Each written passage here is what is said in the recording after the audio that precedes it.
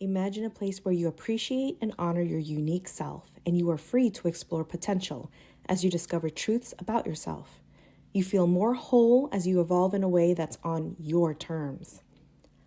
Today's guest, Denicia Hilton, is here to introduce us to the perfect playground to playfully align your spirit, mind, and body so you can lie with clarity, compassion, and consciousness. By the end of this episode, you will learn how to claim your perfection.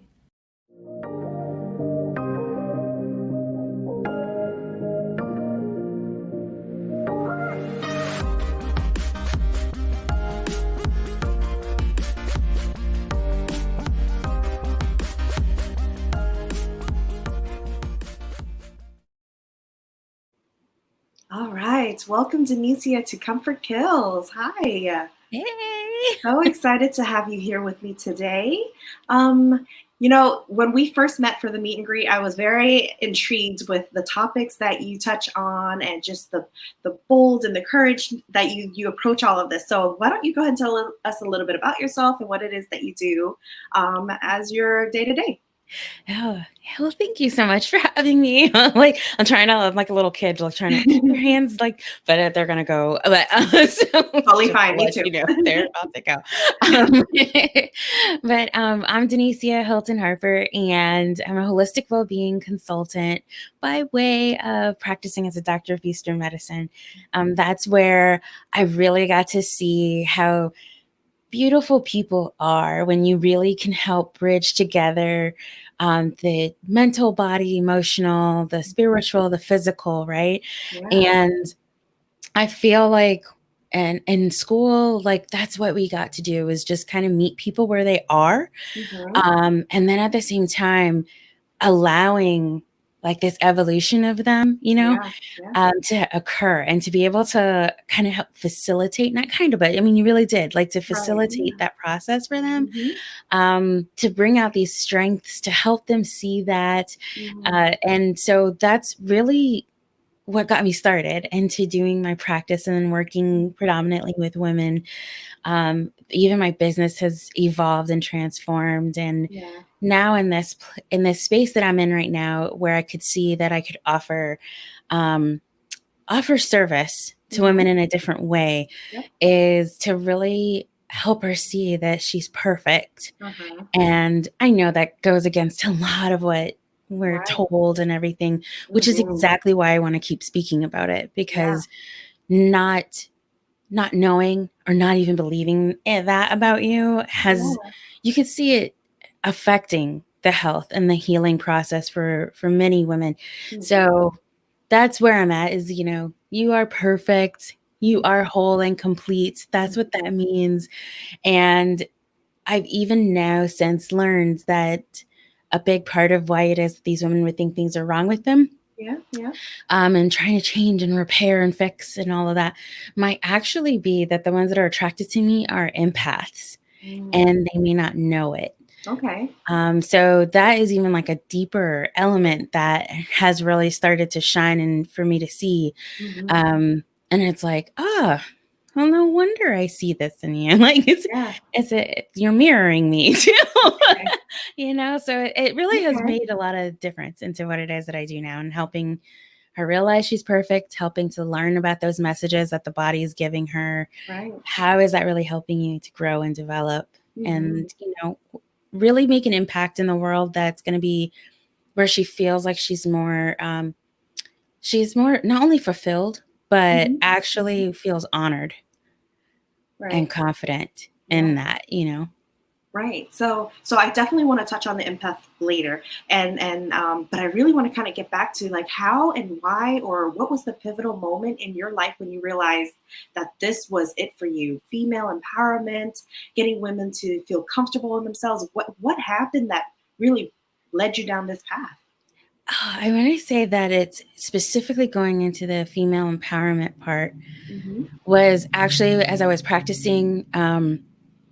My niche was in menstrual health and fertility health, right? Mm-hmm. And it wasn't, I realized like it wasn't just, oh, I want to help you see that you can have a less painful period. I know it. like you were told you couldn't have a kid. Well, I want to see if that's possible that you can naturally have one. Like it started out that way, but then in the process, I started really seeing, what was happening because you were told like it's you were put in this box, and then you were told that it's normal for you to have painful periods. It's normal for you to have PMS. So just take this medication, take these hormones, right? Oh, it's normal for you to just have these tampons that are chock full of chemicals and trash, literally, in them that you're putting in an area that's just literally lined with cells that'll just end up absorbing what's even in the tampon. Like it was like, wow, like who, like seeing the detriment and like how women were living with that beyond the biological, but because of this normalcy and what you're seeing, what you're told by advertisers, what you're not told in education system about the reproductive system, how churches were actually involved, and they may not even realize it, but for not even wanting to talk about it, and then what was actually happening. So what I started seeing was what was happening was women were actually having issues more and more and more simply because she didn't know, or she didn't actually feel safe enough to say anything to someone, or who she did talk to just dismissed her. And that's why you have things like PCOS, where they say it can take like 7 to 10 years to even get a diagnosis. Same thing with endometriosis, because built into the system is, well, you can complain about it, but we'll just chalk it up to you being hormonal because you're a woman, or you're this teenager with all this heavy bleeding and these cramps. Well, you're a teen. I'm not going to really listen to you. There's an ageism about it. And so it was that, like, having those discussions that's when I started getting really frustrated and upset. And I was like, no, we have to see this, because it's not just with that. It's happening, like, where else have we been that you didn't feel like you were heard or you were listened to, or that what you were feeling or what you were seeing it wasn't real, and then because of that, then now you get to see these women thinking like, I have to be thin. I got to do it at all costs. I got to like create this diet protocol to be this way. Or oh my gosh, now on Instagram and now on TikTok and now on Facebook, like all of these things, that what connected all of them was these were all mechanisms for you to not really know who you really are. These are all mechanisms to keep you in these boxes and focused on the outside, where the culture was not accepted for you to actually be internal, understand yourself, and not only that, but to communicate that and to do that assertively without this backlash that, oh, she's being a bee because she actually is wanting to get paid for this, or like, oh, this is the way that she's deciding to parent. That's fine. Like there's this level of acceptance that I felt like women actually want individually. They want to be, that's why I use the word honored. It's like they want to be honored for who they are and not feeling like they're manipulated all the time.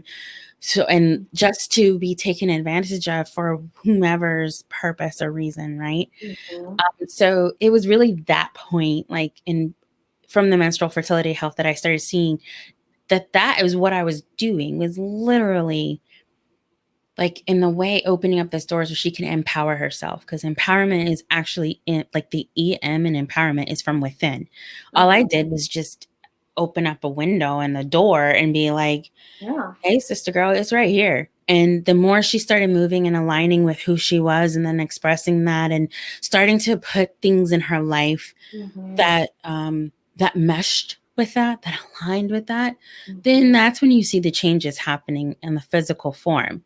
Like that's when you start to see digestive issues go better, menstrual issues go better, headaches dissipate, like all of those types of things that you focus on those, like it was having to read those messages and see, you know. this Yeah. is what this is. I don't like this culture anymore. I don't like Oh. this type of group anymore. So she'll start making decisions from Uh-huh. a more conscious a level, rather Yep. it's more active rather than passive. Hmm. No, I love that. I love that. That's like so much knowledge in that little bit that you told us. Wow. Like it's so incredible just how one thing snowballs into the next, right? And it's Yeah. just, and we don't see it. And we think, and we've been told, and society has told us it's normal, it's not unusual. Everybody feels pain on a different level. You're just more sensitive, And so, like, there's always like an excuse for what it is that we've been trying to tell the world. And And imagine that because that's happening so much, when mhm. you experience something, you start creating excuses Yeah, for yeah, yourself. yes. And you can start making those excuses so much that you start to believe it. Mhm. And then now it's like, wow, now it's coming from external and internal, and they have limitations. So then now it's like, no. And then the potential and that's within you is what's screaming. That Mhm. spirit, that soul of you is screaming, let me out. Please open up this box that you just Yeah, closed the lid. Just please open it up. exactly. And it just comes out in the form of the bodily like symptoms Mhm. and like all of those that we listed so far, like it just comes out that way. It's ways Yeah, of just getting your attention. right. Yeah, yeah. And Denicia, you've mentioned before too that holistic medicine and doing things holistically, utilizing different types of tools around you, resources that's already available to us. What are some of the things that you have used that you've been successful in, you've suggested for your clients? What are some, just I guess, school us? Yeah. So I mean, there's a plethora Yeah. of things out there, right? And Hmm. I'll say the one amazing tool, like one of the things that I call it like a tool to resource. Okay. So if you hear me say that, it's because I believe that a tool is a tool. A tool can be used by anyone, right? But Hmm. it's in the intention of the tool that determines what it does for Hmm. you, right? And so the tool is there and to resource, not and resource, to resource. Hmm. Resource meaning the coming to you. So when I think about these tools that you're asking about, that's where I'm coming from. Okay. Hmm. Um, One of the things that I often find that women would almost excuse Hmm. or dismiss Yeah. might actually be even a feeling of being called to some part of nature. Like Okay. if and they may not even this is where almost the being inactive and passive actually might be to her advantage, because now you start paying attention, actually start literally paying attention to what you're doing already. Yeah. Like if you're really tired, what's something that all of a sudden you just go to? Or you feel like, I gotta go to the park, right? Hmm. I gotta go to the beach. If you're not anywhere near those, you might actually start to see that all of a sudden you are getting plants and Hmm. you're bringing them to you. Like Hmm. whether they're fake or whether they're real, you're still like bringing this greenery, this aspects of earth to you. Uh-huh. Um, you might find that, oh, I just want to take a bath. Uh-huh.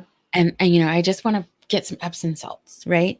Yeah. And so one of the things with those, and those are actually two tools that I would recommend as well, that's actually pretty general that I believe that all can benefit from, is that the earthing part, that calling to nature is like, it's a way that you're really exchanging in the energy, right? Hmm. I don't know if you've ever been to the beach. Like for me, if I go to Hmm. the beach, I'd That's what I have was to thinking. like Yeah. it's the sounds, but then it's even like even when leaving, Yeah. I just feel so Yeah. like chilled, Uh-huh. right? We Uh-huh. just had this mega bath of these ions Uh-huh. coming off of the natural ocean, right?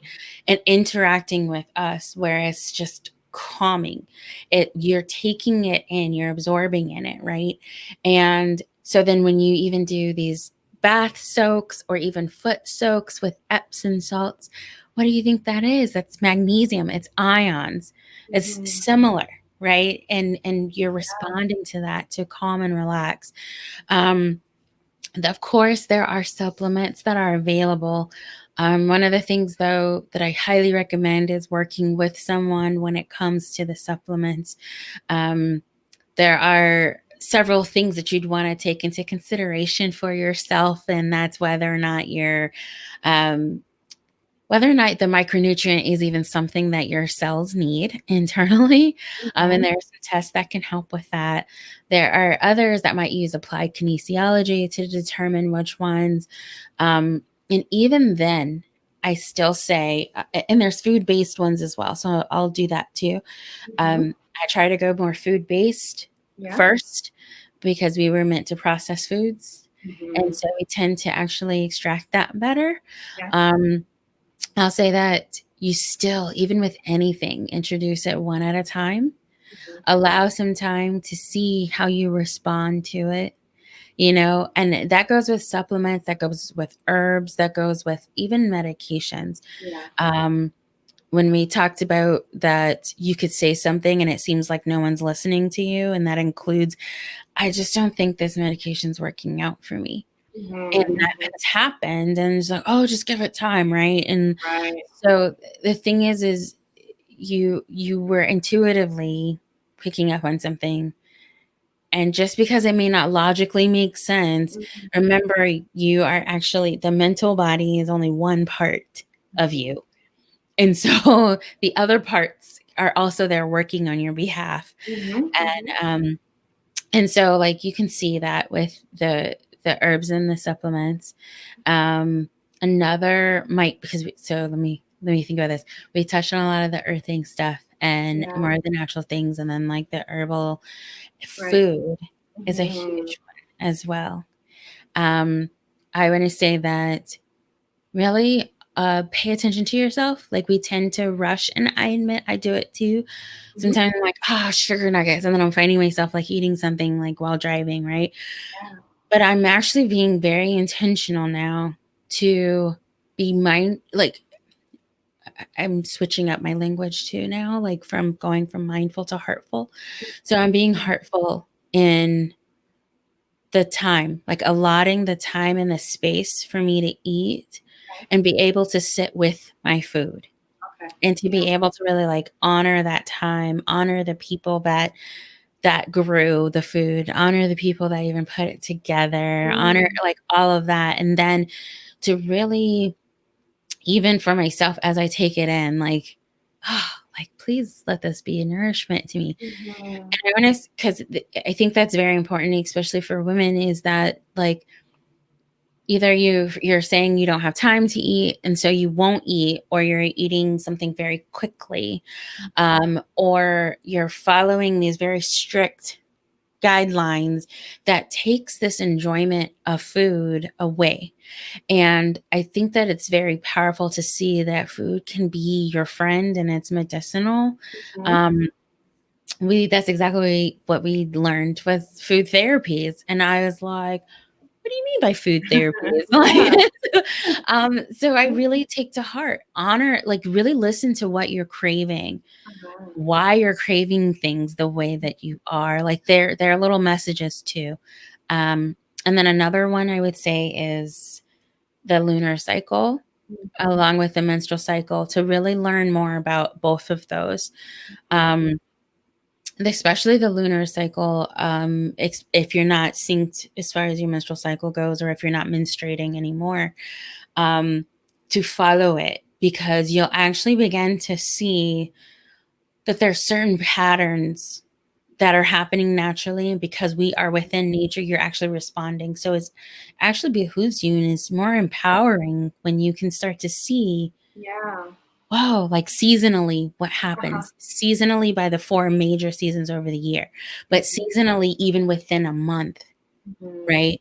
And to really get to know, wow, I'm craving more warming type foods. Why is that? Or, oh, I'm not really feeling like I want meat right now, but I'd actually more want these veggies. And that's okay. Like, none of these are going to stick to stone. It's just that there's something that you're picking up on. And so, but you'd have to quiet yourself and really create the space to listen Right. as to like, oh, what are we needing right now? Like, what are we needing? And Yeah. it can really, I mean, to take that power, like, I think we have such a very strange relationship with food, and it really affects us because it's earth, you know, and we need it to function, you know, and so much can happen over food. Think about the conversations that you had, Right. beautiful conversations that can happen. So like, even your environment as you're enjoying your food will determine, and if you want to get biological, you can. When you're stressed out and you're eating, like the stress itself changes the digestive system, the makeup of the microbiome. Your stress hormones are going, in which case the digestive side is not actually functioning as well. So then, even if you were to eat under stressful situations, including watching stressful things such as the news while eating, Yeah. it's not compatible.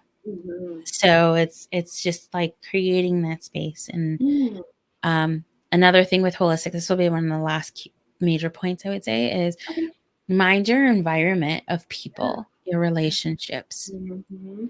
Like really mind that. And like, if you're feeling called to connect in a different way and you see that it's not necessarily immediately in front of you, change it up. Add what I recommend is actually adding before subtracting. Right. So so add in what is a great connection for you, and then really build and feel into that, and you know, can kind of change from there. Yeah. No, I appreciate that. And I think, just going a couple of advice back with the environment and the surroundings, and when you were saying like bath versus beach and the sounds, one of the things that I do to decompress, and one of my like just woosah places, is the beach. And it doesn't matter, like, for my husband, he's just like, it's too crowded, especially on the weekends. And like for him, it's like, it's more anxiety inducing. But for me, and I never understood it, for me, it's like, I don't hear anybody around me. It can be as crowded as can be, but all I hear are the waves crashing on the shoreline. And it's just like, it's the most relaxing thing for me. I love it. I'm such a water baby. Like it's my place. And then if I am having a stressful day, or if my husband and I get into some sort of debacle, then I will drive to the beach and I will just sit there at night, and it's just dark. I look up, I see the stars, I hear the waves crash. It's just so relaxing. And that's my place. And then over the summer, my daughter had picked up surfing lessons. And so we were going like every morning at 6 a.m. And as much as it kills me to wake up at 6 a.m., to take her, it was so like, once I got there, I was like, this is totally worth it. It was worth my time, worth my drive, and then me sitting here for an hour, and it's just totally worth it. Yeah. So I hear you. And I never understood why I saw it one way and my husband sees it like a totally different perspective for him. But this makes sense, like it's not for him, it's for me. It was meant for me. And I wish we can find common ground. so, but it is what it is. Oh, so like, does he like parks or any like, what, he's more of like a woodsy type of? He is more of a woodsy. He's a like, I want to be out in the wilderness all by myself type of person. He'll like, before we moved to Florida, he loved going to the lakes in North Carolina. He would find like a hidden lake. That's what I was seeing. Take his kayak out there and just go by himself, and then came home and told me about a drowning experience that he had, but still was okay with it and went right back.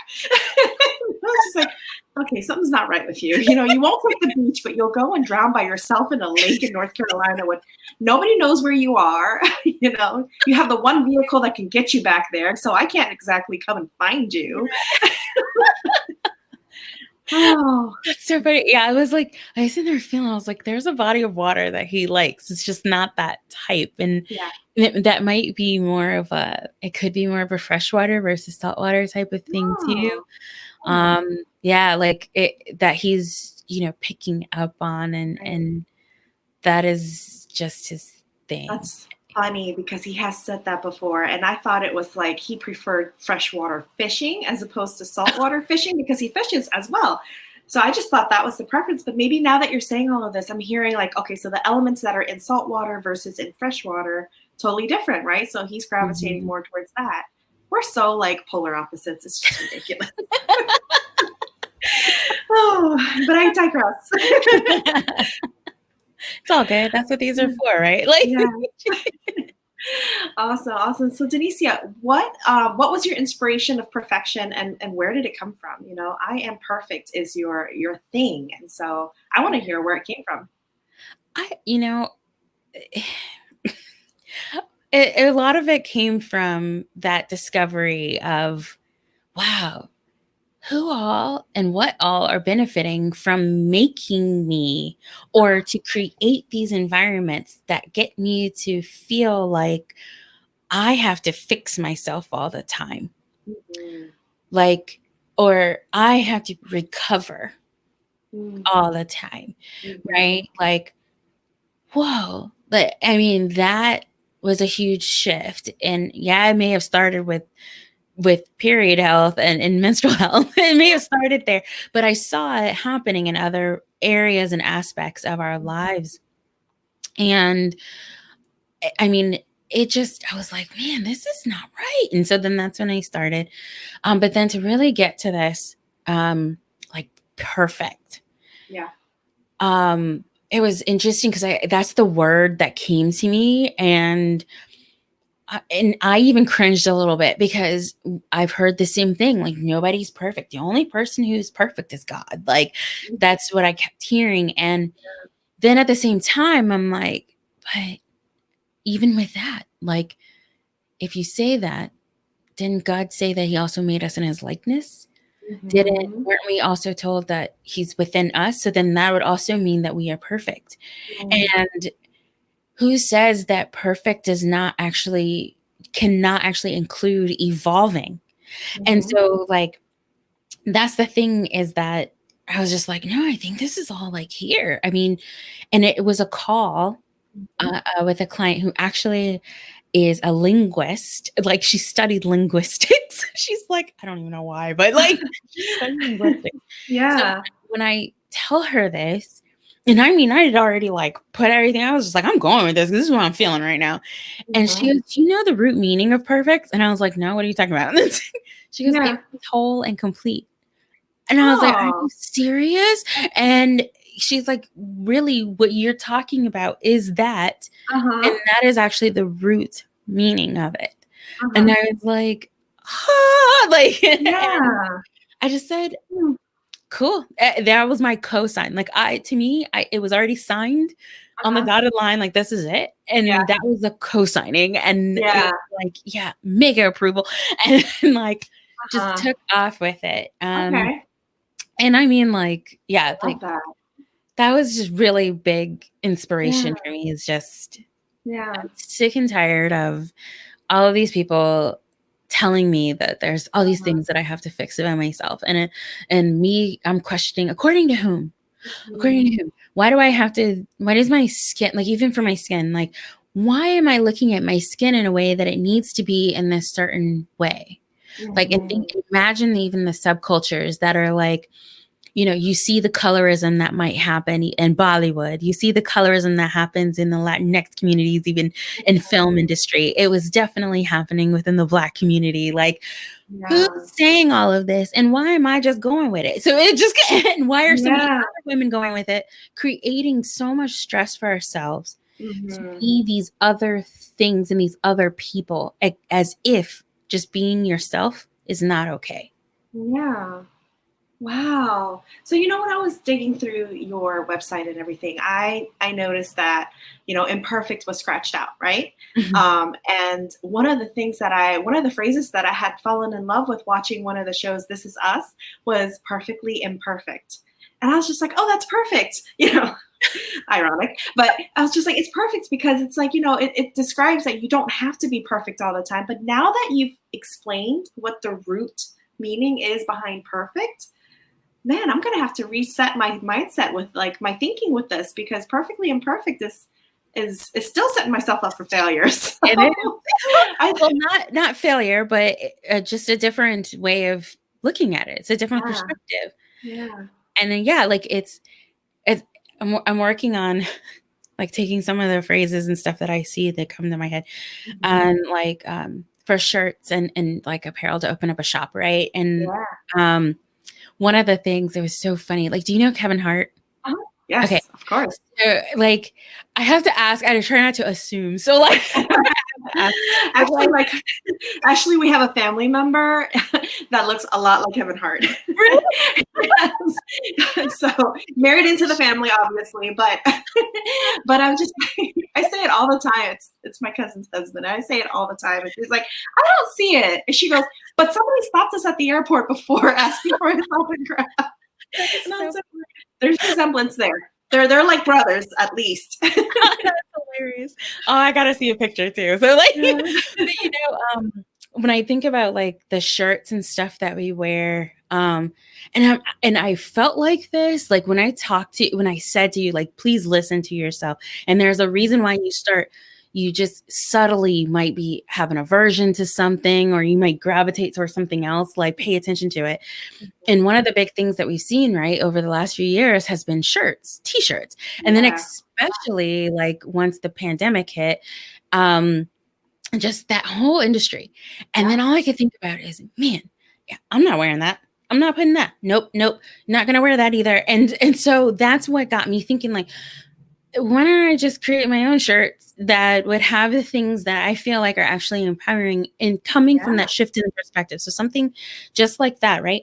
Because, and the reason I brought up Kevin Hart is because all I can think about is say it with your chest. And, Uh-huh. and it's just like, it's on your chest. And guess what else is right by your chest? Your Yeah. heart. Yeah. And so oftentimes what I see is, what is your heart really saying? So when I see these shirts, I that's that's the empathy, the side of me Mhm. that wants to see what's really happening, that Yeah. you would wear this on display. And so that's where I think about that, like, Mhm. just when you wear certain colors, we're saying something, Yeah. right? Yeah. Like, and so imagine the words. And if you can sit there with like Dr. Emoto's research of simply saying a word to Mhm. a bowl of rice water, or even placing a piece of paper with a word written on it for Mhm. rice water, and to see what happens to that water over time. Mhm. That is the energy of the words that we speak and the energy of the words that we write. Mm. And so, and we are predominantly water. So Mhm. imagine what happens inside of us Yeah. simply based on thought and Yeah. what someone else says to us. Right. And so it's kind of like, that's where all of this is. To me, it looks like this, but it's all connected. And Mhm. then, and that's why even tumblers, like, I'm like literally writing what I want to drink into my Mhm. life is that Mhm. I am whole and I am complete. Mm. Like, I am going to wear this because the more I can support myself from the outside coming in is only going to help from the inside going out as well. Mhm. Wow. I I don't love know it. how, I love it. you know, No, I love it. I love it. Even down to the water and the labeling and everything. But yeah, say it with your chest. So yes, yes, yes.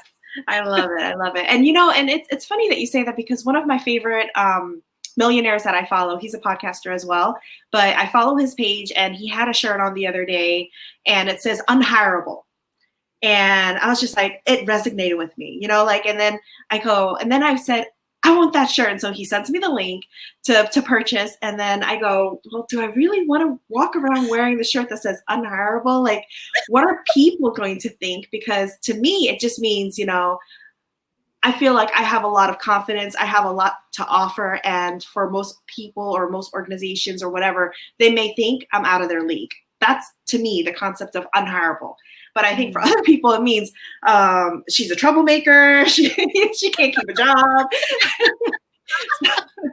but it resonated with me. So I might just have to purchase that shirt.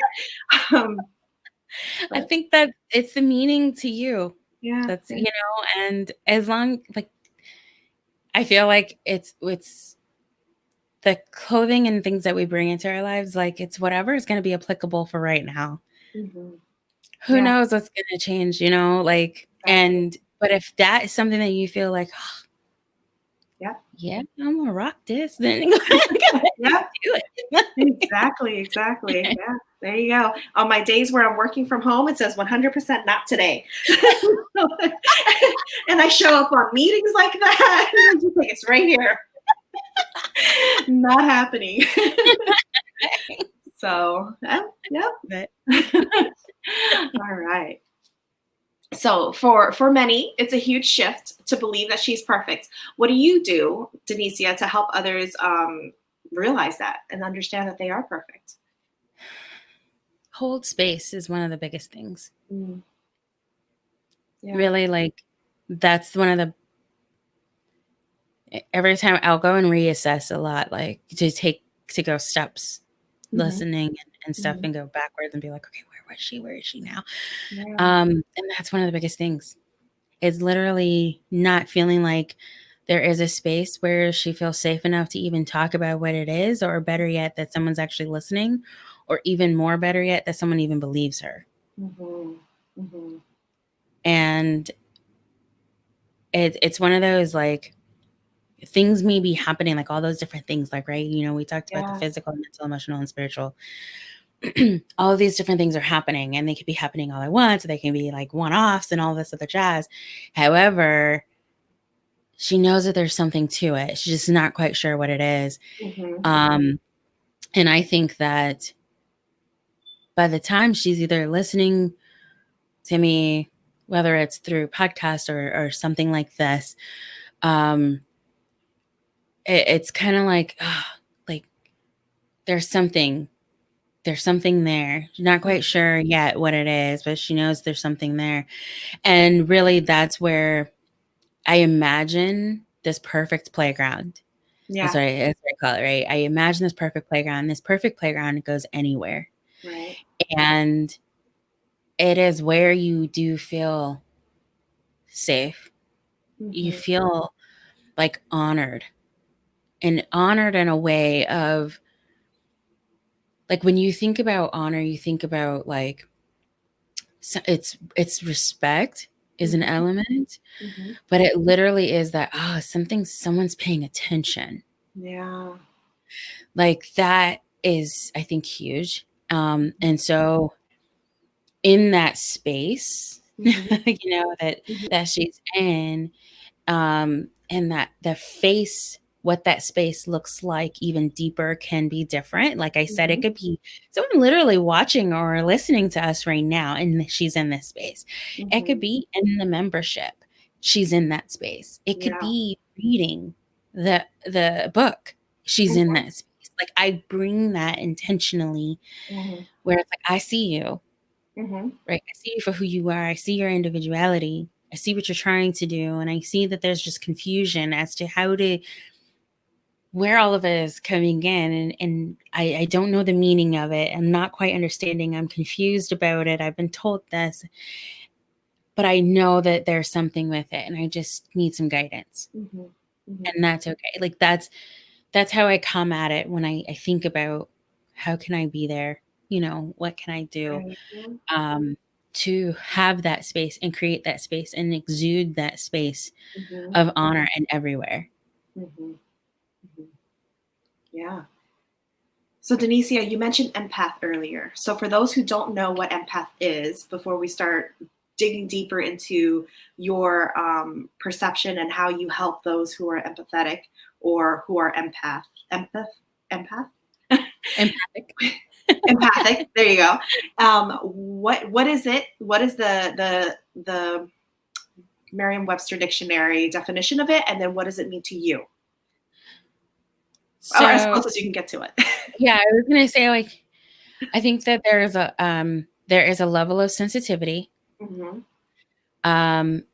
where I feel like it's best in descriptions, like the understanding in description, Okay. where it's like she may have heard, "Oh, you're so sensitive. Oh my gosh, you're so emotional." Or you're an emotional eater, or you might even smoke. You might even like do some type of drug. It could be even caffeine. Mm-hmm. It like there's these behaviors that you might have. It could even be walking into somewhere and immediately getting a headache. It could be, you see your phone ringing and don't even want to answer it. Or things might have to be really quiet around you. Mm-hmm. You might even try to multitask, but it doesn't quite work well. Mm-hmm. It can be overwhelmed, even if you're in a work environment where they pride, like, must be able to multitask. And that's one of the things you'd always say in your interview, like, I'm a great multitasker. It's like, Yeah. no, not everybody at all. Mm-hmm. But you'll try to do these things, Uh-huh.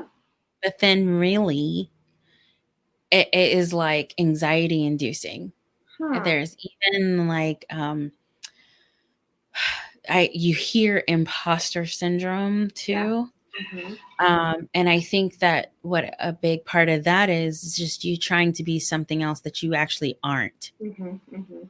Like it's, to me, it's not with the commonplace of, oh, this believing that you can't do blah blah blah. No, actually, I actually think that your internal self, Uh-huh. like your authentic self, is saying Mm-hmm. that's not actually the environment. That's not actually how I am naturally. Mm-hmm. And you're feeling the disconnect, and you're seeing the disconnect, and like, and so those types of are the characteristics. And really what it is then is that Yeah. your sensitivity levels are on high. You are very sensitive. Sense. So your senses Uh-huh. Uh-huh. are on more of an alert. Your Yeah. antenna are like out there. And so you can't do too many heavy smells. Uh-huh. You can't do too much tactile. Like it can be too much. Like, and you're picking up on other people's energy sometimes, even just by walking into a room. Mm-hmm. You're avoiding people when you see it because you know they drain you. When Mm-hmm. you get done, you're like, I just want to go to sleep. You might Mm-hmm. even find that there's like when people describe fatigue, I actually ask them to look at their life. Mm-hmm. And when are you actually fatigued? What happened during that day? Yeah. What happens during that time? Uh-huh. And you know what happens? They go back and they start looking like, oh, well, I had this, I had that. They start running down their agenda. I might look at their planner. Said, where did you really want to be there? Mm-hmm. No, I can't stand those meetings. I know every single time I'm with this person, I always feel like I gotta I get so aggressive myself. And oh, so you energetically were not aligned Uh-huh. to you authentically. Uh-huh. You picked up on it, and then you feel tired because you're literally just trying to recuperate. Huh. And so where I feel like in these spaces, we look at those characteristics that I named as negatives, Mm-hmm. but they're actually your strengths. Okay. I feel like when you first can become aware that you are an empath, Uh-huh. that is a place of empowerment, Wow. because that means that you actually are so aware. You've now heightened your awareness into yourself that you can actually then really go out there into your life and manage in a way where you feel like, I can be of utmost service to myself and to others Mm-hmm. that is more aligned to my perfect, authentic self. Mm-hmm. Hmm. That's crazy. I'm putting faces to your description. And I'm just sitting here going, oh my goodness, that explains everything. And, you know, because I feel like I've always heard empath like overly used and abused, you know, and I don't necessarily, I guess I've never fully understood what it meant. But at the same time, I feel like some of the individuals that I've ever heard use that to describe themselves was like, to me, and even in the way that you were describing it now, like I still think in some cases, not all, but in some cases, it was still like a cover up for something else. Maybe. Now I'm questioning it. I really have to like think about this tonight. But, I appreciate you bringing that up, because you can actually, and this goes with anything where we might have a label, mhm. right? Like, or whatever. Yeah. Like, It's very popular these days. when can it become an excuse? Yeah. Yeah. Right. So I'd much rather hear no rather than no, because I'm an empath. Like, Yeah. or no, like, just no. Yeah. And then if you get pushed, Uh-huh. you know, if you're pushed more, then that experience by whomever is doing the pushing Mm-hmm. actually is enlightening, Mm-hmm. because it tells you then, like, you have a boundary. We all have boundaries. There's no creating boundaries. They already exist. Mm-hmm. It's just whether or not you're going to cross it or allow someone else to cross it. Mm-hmm. Right. And so the thing is it's enlightening for you when you do that. It lets you know about your relationship with that person. Mm-hmm. And now what are you going to do with it? Right. Mm-hmm. Like, so I feel like some do use it as an excuse. There is a little bit of it's like you have to just be in tune and kind of see, right? Yeah. And then there's other times that, like, some maybe new Mm-hmm. into, they might have just gotten introduced to it, and then it's like, oh my god, that explains so much. And then so they're all so hyper excited, and they're like, well, I'm an empath, and so this is why blah blah blah. So they go and do that and use that. And the thing is there's a maturation to it. Right. And so kind of like allowing that space, like, okay, well, yeah. And then another part is, how much is it that, because now you got to imagine you're almost like tearing down Mm-hmm. what we all have grown accustomed to. Mm-hmm. So we're accustomed to having a calendar and planner that's going to be full. Mm-hmm. And so if yours is not, it equals lazy in many communities. And yet someone who is an empath knows their energy levels, and they will allocate and allot appropriately, Mm-hmm. so that they can be in their like high energy. Mm-hmm. Right. And the thing is if that's what they're doing to be in high energy, the interpretation is that's what they're doing to be in high energy. Like, they don't, and yet someone else seeing it from the outside can call that lazy. Mm-hmm. And it's like that. So now you can kind of see where it's even having to reframe a lot of our perspectives. And it's something that I deal with too, is like, oh, I don't want to be busy, like, just to be busy. Like, where is my energy going? And if I'm really tired about something, I am overwhelmed. Like, what did I just do? Yeah. And then I can look and see, that's what I did. I didn't have enough space in between these types of appointments, or maybe I put these appointments, like, group them together, like, you know, and I might literally have to go and just sit and be by myself, uber quiet. And I'm not being lazy. It's just literally I'm just recalibrating. Yeah. And I need that in order for me to, like, show up and be like, hey, what up, Dr. Jazz? Like, for me to, like, really be here with you. Yeah. And I feel like if that's what those people need to do, if that's what we need to do to really be there with someone, because that's what they love about the empaths. The empaths are the ones that are going to listen to you. They're the ones that are going to want to help you. They're the ones that are going to do all of this stuff for you. And the thing is that they also can easily overstep. Mm-hmm. and not see it because they're getting all the goodness from them. Mm-hmm. And so when an empath starts to actually assert the boundaries that are already in existence, it throws them off because they're used to being able to just go to you. Yeah.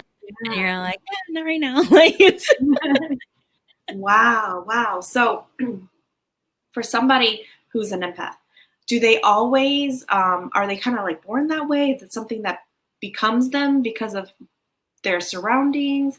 Nature versus nurture. Like how does it come about? Like, is it somebody who's just always been that way and they didn't realize it until later on in life? Or is it like a pivotal moment happens in their life and then it changes them and it shifts the way they are? I feel like it's a mix. Okay. Like Yeah. I honestly feel like we all came in sensitive. Like you had to be. Think about it. Like you have someone else that's carrying you, right? And you have to even be aware in utero. You're aware, like biochemically, you're aware of what is happening with this other person that's carrying you. That's why you can see the difference in the brain structures of babies who are born to mothers who are in hyper stressful inducing environments. Like you are that sensitive. And then I believe that what it is then is like depending on the environment and that interpretation of survival, like may, that's what I feel like alters it. Like it might, you might shut it down because it might be so overwhelming to you of what's happening. Like we're communal people. This is why I feel like everything with the quarantine and shutdowns and stuff affected people mentally so much because we actually are social, and the way that to connect with others was to be there physically, right? And the thing is now you're being asked to connect with people energetically. And I feel like your people are now starting to see and they're starting to feel in a different way. Hence social justice movements that are happening in the way that they are. You're feeling in a different way. Like this expansion is completely different. And I think that it's just tapped into things that was already there. However, the distractions were not there anymore as we were in shutdowns. So, and that's why you'll hear within all the different, the various movements, like you'll hear the people who had been already working in it saying, this ain't new. Like we've been dealing with this for decades. Like this ain't new. And it's like, we know that, but there is a different twist to it now. Right. And so like, I do feel like that it is based on environment, which is why I say look at your environments, and does it support that? Because you heard all of the like the little phrases that I said, right? Yeah. I used to hear when I was younger all the time, like I'm too sensitive, but that was when I was little. And so the thing is though, like and it's funny because I actually was telling my mom, I was like, Mommy, I think you're actually empathic and you don't know it. And it took me learning through myself for me to actually start to share with her. Yeah. And even my sister. Like, and I actually believe so many of us actually are. They just don't want to say it, or they don't want to believe it because the connotation is sensitivity is weakness. But sensitivity is strength because you are that connected to other people that actually I believe there's a level of accountability and responsibility to you that you know your impact on other people. And others they may not be ready for that, to accept that. Wow. Yeah. No, that's great. That like I don't even know what to say about that. And I think you're right. I think the world's just not ready for some people to be fully in tune with themselves yet, because there's so much more on the other side for them that's just waiting for them to kind of come out of that box finally, right? Like what we were talking about earlier when we first started was being like housed in this little box, be here, be in this perfect little shape here, and mind your P's and Q's and do what society tells you you're supposed to be doing.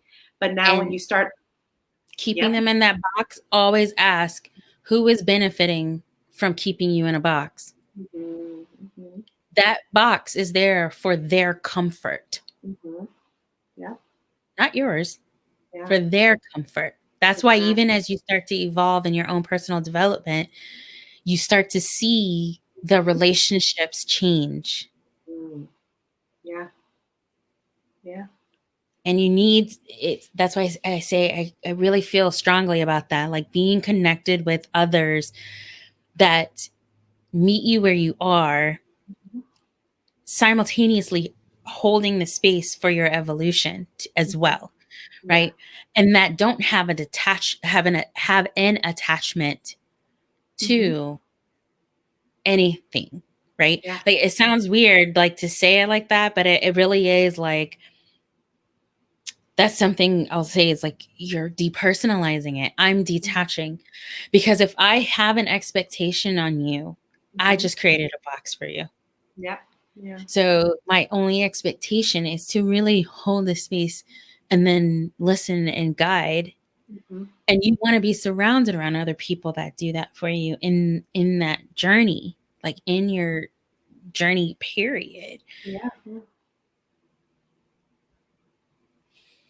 Yeah. Beautiful. Beautiful. All right. All right. So all right. all right, Denicia. So what was one of the most difficult decisions that you've had to make to fulfill your own destiny? One of the most difficult decisions, I want to say right now, it was closing my brick and mortar acupuncture practice. That's the most recent thing. Yeah. That was a pretty difficult decision that I've been wanting to act on for a while. And Wow. I was like, no, there's no, you can't. I thought like, there's nothing else. What are these people gonna think that I'm doing? Like, and just, yeah. Yeah. I said, okay, talk to the hubster about that. And he's like, I mean, if that's what you're feeling, and it's like, well, yeah, like heart, I really want to follow this. Yeah. Heart is being pulled this way, and right. Yeah, that was one of the most difficult so far. But it sounds like you were doing what's best for you anyway. And even though it was difficult to end one thing, I feel like you know fully well what's in store ahead of you. And that's the most beautiful thing, right? Is to continue to go down this new journey and changing your own trajectory and just going down this new path. And so it's going to be beautiful. It's going to be beautiful. Thank you. Awesome. I So received it. So what's in store for you for the next 6 months to a year? Anything exciting in the future? 6 months to a year. One, we'll be celebrating being married for a year. Yay, congrats. That's huge. Especially during a pandemic. Yeah. I was like, this is actually pretty cool. It's pretty chill. I like it. So that would be a big one. Then also, like, I am really that community aspect of really creating a different type of space for women to connect, and especially those that might be discovering like, oh my gosh, no, I don't need to be fixed. I am really whole and complete. Now, where am I going to go to be with others that can help me like do this? I really am looking at opening up this community space for, it looks like it's going to be an app. So like, that's what I'm seeing for that. And that's a big project for me. It's the app space, and I don't know what that looks like, what that means. As far as, however it goes out, we'll see what happens. But that'll be like that, that perfect playground in the digital world. Yeah. And I see myself partnering with other nonprofit organizations to help kind of really plant these seeds for the younger girls and teens. I've already joined a board of one, so I'm really curious to see how it'll be serving on the board for them and what will happen So yeah, those would be like my big projects. Yeah. Yeah. No, that's really exciting. Those are two huge things. I mean, starting a whole community, a digital community, that's already, I mean, as we know with things and social media and everything that's just growing around us, clearly there's a need. Clearly there's a want and a desire for people to connect on a deeper level in different types of way, not just your neighbor, like Yeah. not just who's physically there with you, especially now with the pandemic and everything. I think we've learned that we've had to be creative, whether it's having a happy hour on Zoom with your friends or whatever the case is, like you have to be very creative. And I think that's incredibly important and very timely. And I'm so excited for that. So definitely keep me in the loop, please, because I would love to help promote as well. Awesome. And then even just, the being involved with nonprofit organizations. I think that's pretty cool. So good job. Awesome. I think you're doing amazing things, and I can't wait to see where you go with all of this. But Denicia, if I gave you a billboard, what would you put on it? You already know. It'd be like this. I am perfect with all this glitteriness. All the glitter, all the jazz, neon lights. Yes. I love it. I love it. All right. I like it. There you go. All right. So where can Comfort Kills followers find you? Oh, I would love for you to join me at Denicia Hilton on any, like, Facebook is where I'm at, Instagram as well. But if you really, really, really want to listen, I would go to the I Am Perfect podcast.com. You can subscribe there, or even subscribe on YouTube, where it is I Am Perfect with Denicia Hilton. And yeah, like those would be my spots. So I love to meet y'all.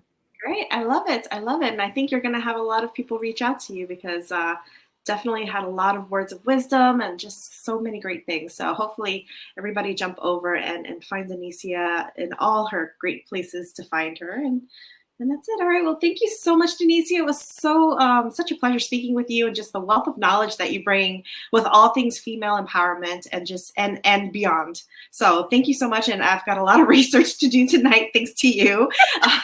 I've got faces in my head right now that I'm like, I really need to look this up even deeper. I need to dig deeper at this point. But thank you. And it was such a blessing speaking with you and meeting you. Thank you.